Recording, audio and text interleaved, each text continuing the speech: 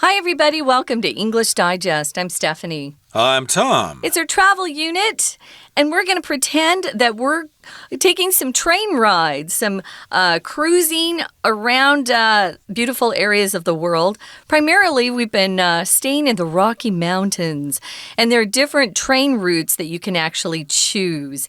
Today, we're focusing on one of my favorite parts of Canada, and that's Banff. It's so beautiful there. I love green. I love tall mountains. And if you go in the winter, you can actually ski there. Of course, these train rides, we need to emphasize, they don't run in the winter. They run April through, I think, October. So if you decide to go out to the west and take one of these train rides, you need to go at the right time of the year. And I would love to escape right now because it's kind of hot here in Taiwan. Right, and it's great to take a train because you don't have to do any driving. Yeah. Of course, you can always rent a car in Vancouver and drive through the mountains and stuff like that. When I was a kid, we took a family trip into Western Canada. I think we went to Saskatchewan and Alberta and British Columbia, coming back through Seattle and stuff like that. But we did not take the train, and of course, my dad and my mother had to do a lot of driving. But again, we're talking about taking a train, and last time we sort of introduced you to this topic. There's a special train, and they have several routes. It's called the Rocky Mountaineer, and we talked about some of the other routes that you can choose from that go to different places, but basically they all go through the Canadian Rockies there, and you can see some spectacular scenery, which we're going to continue talking about today. So let's get to it, everybody. Let's read through the contents of today's lesson, and then we'll be right back.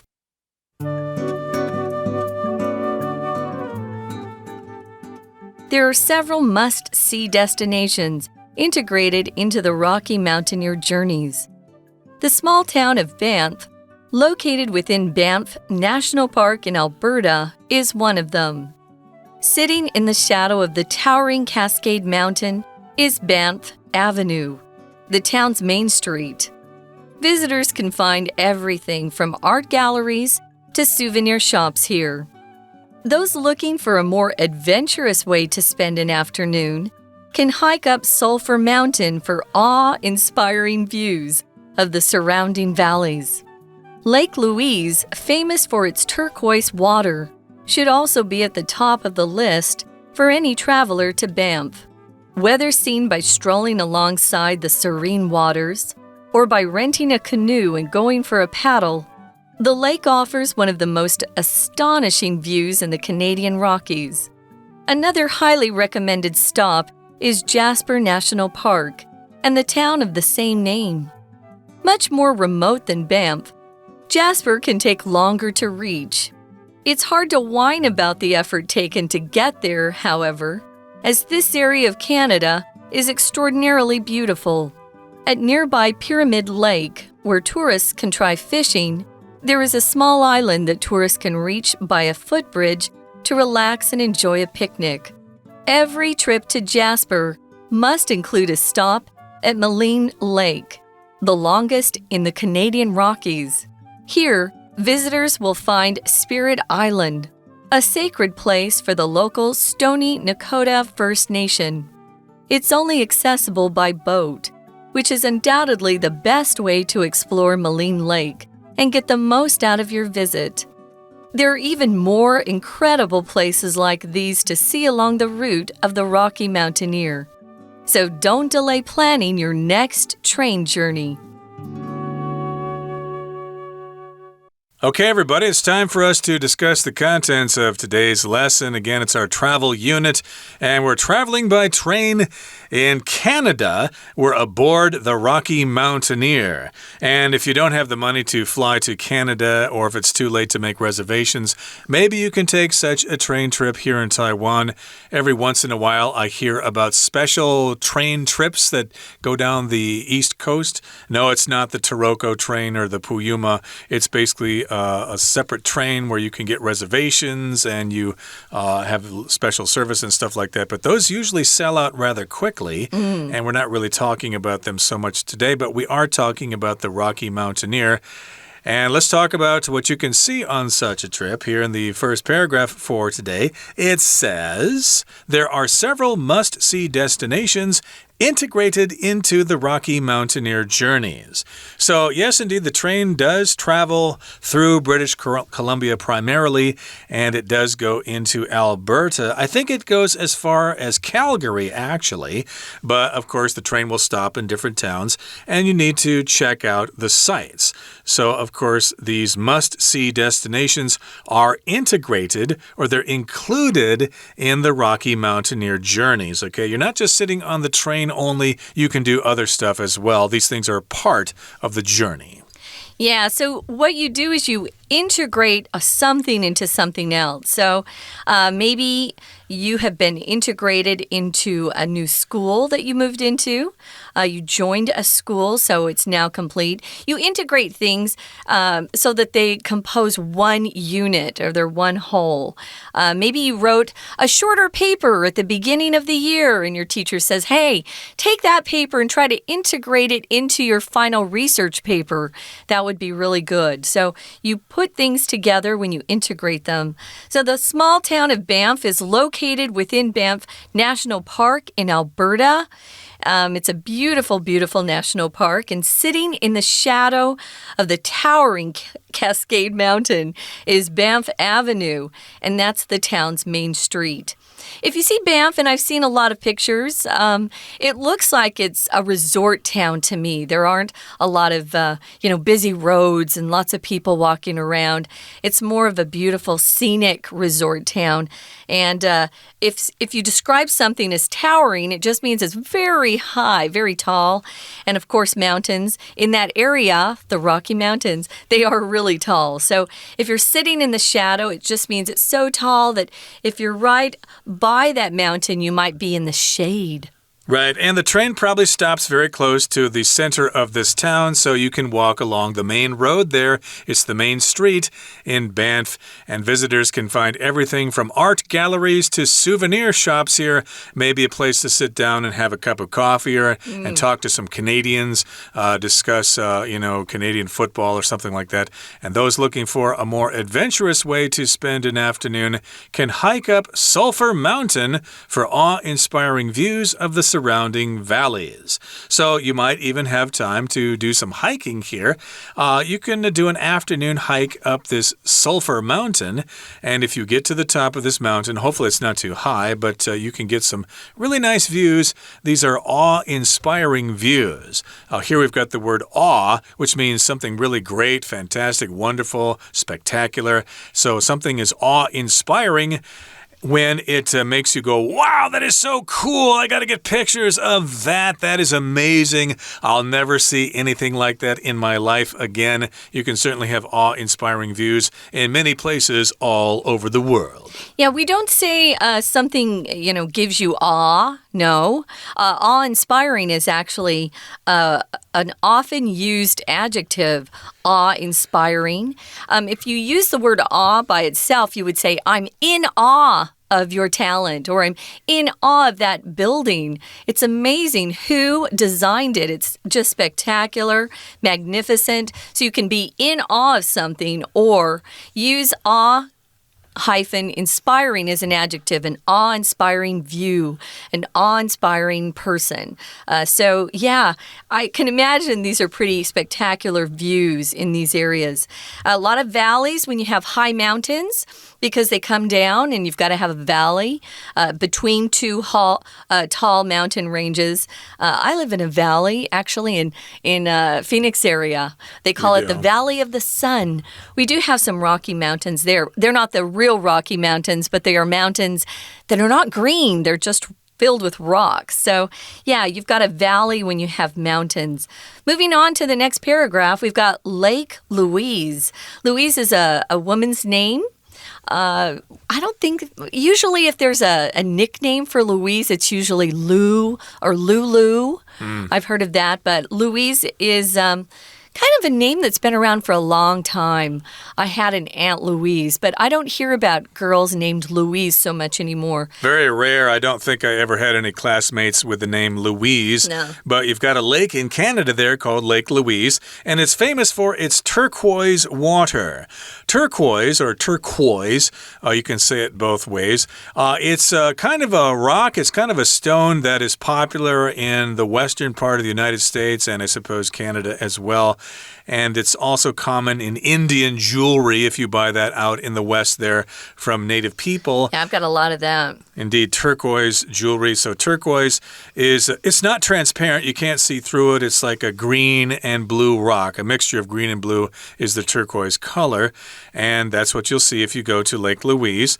And that should also be at the top of the list for any traveler to Banff. Yeah, you don't go to Banff without checking out Lake Louise. It sounds gorgeous. Turquoise sounds like it's a really clean water that you're going to see there. Oh, it sounds so beautiful. So you're going to be traveling there and strolling alongside the serene waters. Or you can actually rent a canoe if you're into, working up a sweat. You like to get some exercise in. You can rent a canoe and go for a paddle. Paddle is a noun and a verb. It's the action of using one of those long poles, and you will paddle to the left and then paddle to the right. Hopefully, you've got a good partner who's a good paddler. Now, if waters are described as serene or a lake is serene, a river is serene, usually rivers are moving. So we usually use serene to describe lakes because they're not moving so much. Serene just means very quiet, peaceful. If you feel serene, it just means you're at peace inside yourself. So a serene area sounds perfect for me. You're not going to hear a lot of people, traffic, noise like that, construction. It's very peaceful, calm, tranquil. It sounds like a perfect place to actually go on vacation for me. Yeah, and you can go for a paddle. That's what you do if you're in a canoe. You have paddles, and you just kind of move them through the water in order to make the canoe go forward. So you can go for a paddle, or you can go paddling in a canoe, and the lake offers one of the most astonishing views in the Rocky Mountains of Canada. So if something's astonishing, it's just amazing, it's fantastic, it's wonderful. We've got lots of words to describe things like that, okay? Yeah. So you can get some great views of those mountains. Here in the next paragraph, we're going to talk about that in just a couple of seconds, but we'll take a break right now and listen to our Chinese teacher. 大家好，我是派老师。今天讲解的是夏季刊 Unit16 All Aboard The Rocky Mountaineer is Leaving the Station Day 2落基山景色宜人。课文除了在前一天告诉我们可以搭乘火车观光，有4大路线可以选择，也在今天的内容里建议我们好几个必须要拜访的景点，不容错过的景点。好，我们现在一起来看看学习重点，请看到第一段。There are several must-see destinations. 请同学把 must-see destinations 画起来，这里就是我们所指的千万不能错过的景点。Integrated into the Rocky Mountaineer journeys. 这里 integrated 就是纳入的意思。那这些景点呢，他们都把它整理起来，把它包装在火车的旅程套装行程当中了。接下来请看到第二个句子，这个句子里面有2个逗点所隔开的 located within Banff National Park in Alberta 是一个插入句，那它其实呢是关系代名词 which 省略掉以后的句子，关系代名词 which 代替前面的 town of Banff， 那后面呢告诉我们 which is located within Banff National Park in Alberta， 这个小镇就位于呢国家公园当中，那 which 省略掉之后，后面的 is也要跟着变换成原形，再加 ing， 而 being being 通常呢是可以省略的，也因此呢只留下了 located within Banff National Park 这个部分而已。再来，请同学看到第3个句子 Sitting in the shadow of the towering Cascade Mountain is Banff Avenue， 这里也是倒装句，告诉我们说 Banff Avenue 这个班夫大道在哪里？它呢，其实就在山脚下 ，sitting in the shadow of the towering Cascade Mountain。好，再来，请同学看到第5个句子。看到第5个句子后面有一个 awe-inspiring views of the surrounding valleys。这附近的山谷景色非常的宜人，而我们作者所使用的形容词是 awe-inspiring， 我们可以呢翻译作令人叹为观止的。再来，请同学看到第2段的第1个句子 Lake Louise famous for its turquoise water。 这个句子里面我们可以看到在助动词 should 后面 should also be at the top of the list for any travelers to Banff。 任何人如果要到班夫国家公园旅游的话，会列出很多的景点，有一个一样不容错过的景点就是这个湖泊Lake Louise， 那这应该要在他们到访景点的名单的前几名。再来呢，请同学看到第2个句子 Whether seen by strolling alongside the serene waters， 这个部分请同学特别注意，这里 whether 指的是不论你到底是要选择漫步的，还是呢想要租一艘独木舟用滑行的，在湖里面呢划船。这里要请同学特别注意的是 whether 这个句子其实是省略句，那因为它的主要这个主词跟主要子句的主词一样，都是指 the lake 这个湖泊，就是你赏湖的方式到底你是要选择散步呢，还是要用划船的方式？那因为主词都是 the lake， 所以我们可以做这样的省略。We're going to take a quick break. Stay tuned. We'll be right back.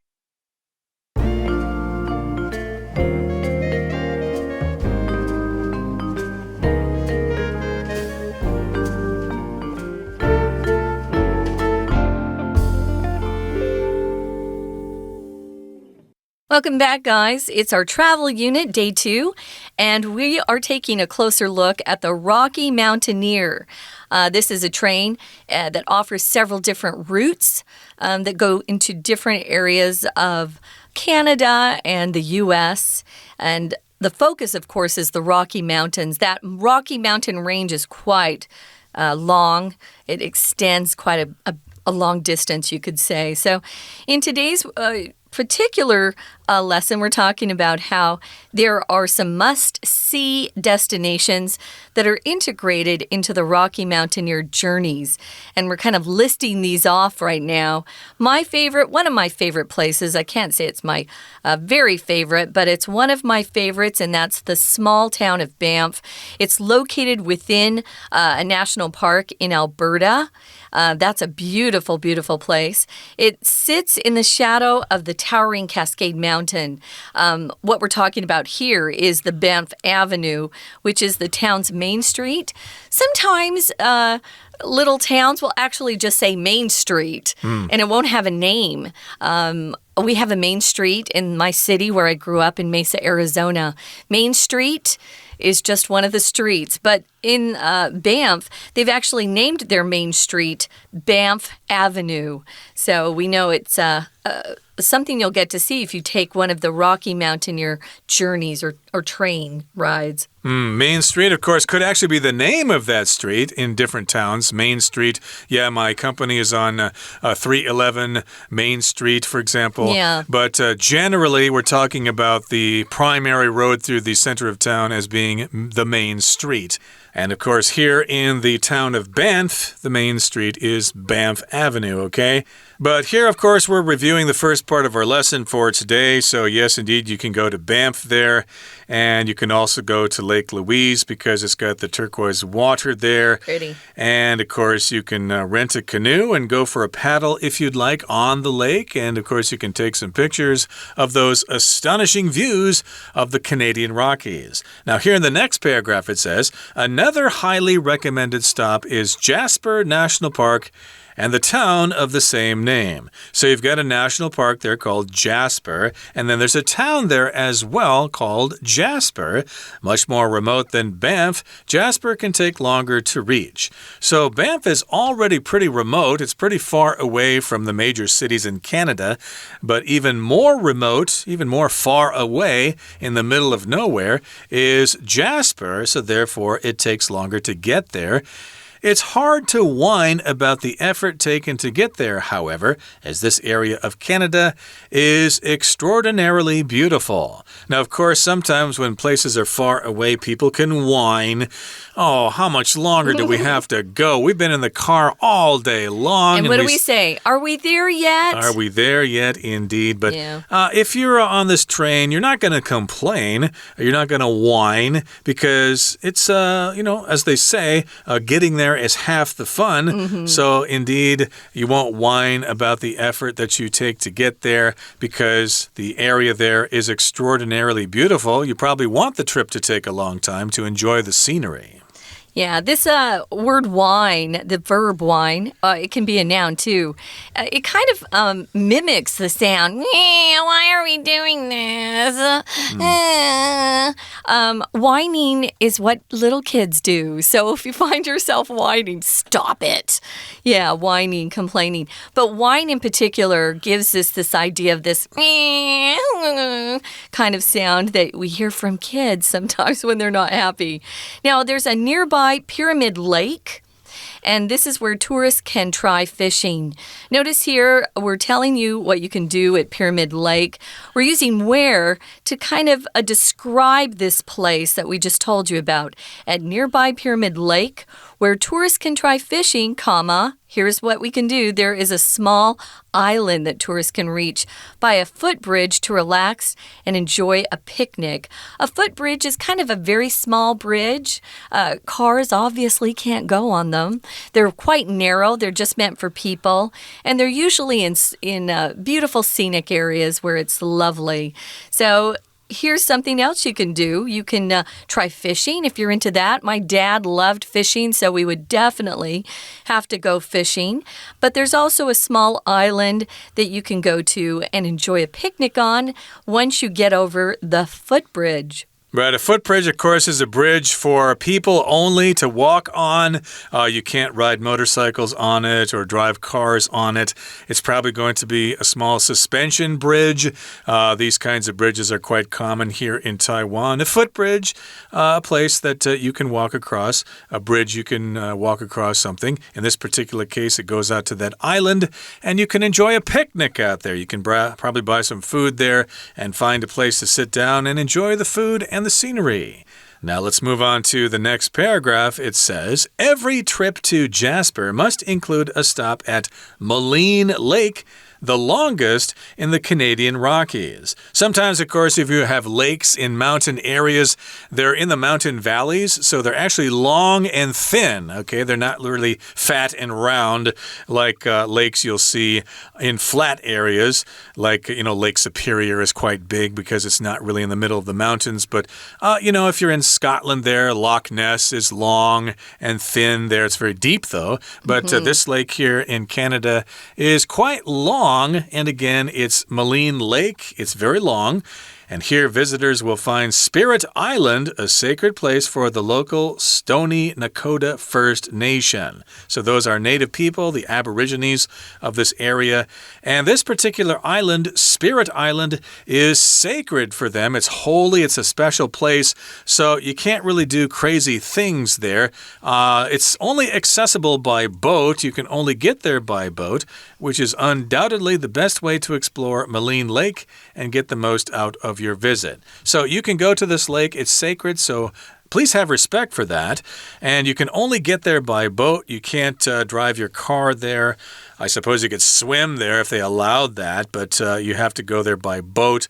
And that's undoubtedly, or without a doubt, the best way to explore this lake, by crossing it by boat and paddling a canoe. That can be a lot of fun. Yeah, it sounds fun. So because this is a sacred place for these Aborigines, you need to be careful when you're there. Be respectful. If it's sacred, of course, it's related to their religious beliefs. So it's a place that's important to them, sacred to them, very special. And like Tom said, you can only get there by boat. If something's accessible, it means you can get to it. If something's inaccessible or you can't access it, and we actually changed the 重音 on that, I can't access the internet. I can't get onto the internet. Or there's no way to access that town because the bridge is out. Maybe the only way you can get there is to go over a bridge, and we have an earthquake and the bridge is out and you can't access that place. So accessible is the adjective form. Access can be a noun and a verb. So it's only accessible by boat. You have to travel across some waters to get there. Now, this says, as Tom says, it's undoubtedly the best way to explore the lake. Undoubtedly just means certainly, definitely, without doubt. It's the only way to get there.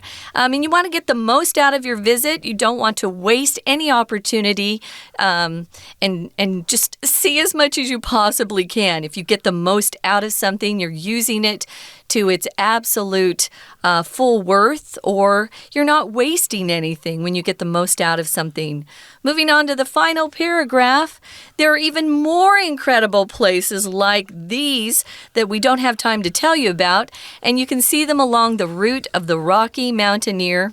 So don't delay planning your next train journey. I didn't know about the Rocky Mountaineer until this article, so I want to thank the editors for picking this particular area of the world to take a closer look at. It sounds like a great place. And it certainly does. And if you like trains and you like mountain scenery, this might be ideal for you. And talk to your travel agent or look online for travel information. Okay, that brings us to the end of our explanation for today. It's time now to listen to our Chinese teacher. All aboard! 接下来，请同学看到第3段，请看到第3段的第3个句子。It's hard to whine about the effort taken to get there. 这个句子指的是 Jasper 的地理位置更加偏远。不过 It's hard to whine about the effort taken to get there 是什么意思呢？这里所指的是一般人不太会抱怨耗费许多心力才终于到得了 Jasper。后面呢，则告诉我们原因，因为这个区域是出奇的美。As this area of Canada is extraordinarily beautiful. 这里的 as 是因为。好，再来，请同学特别注意到第4段第3个句子。It's only accessible by boat. 这里所指的这个 it 指的是前面的这个景点 Spirit Island。Spirit Island 是一个神圣的地方，对谁来说很神圣呢？对于当地的原住民来说，而这座小岛它只能够搭船过去。在英文呢，我们说 it's only accessible by boat。by 后面所指的是交通方式 ，accessible 当然指的就是说，如果你要去这个地方，只能够搭船。It's only accessible by boat。以上是我们针对 Day 2所做的中文讲解，谢谢大家。That is it for today. Thanks for joining us, and make sure you join us again after you return from your vacation to the Canadian Rockies, riding the Rocky Mountaineer. Have the time of your life. From all of us here at English Digest, my name is Tom. And I'm Stephanie. Goodbye. Bye, guys.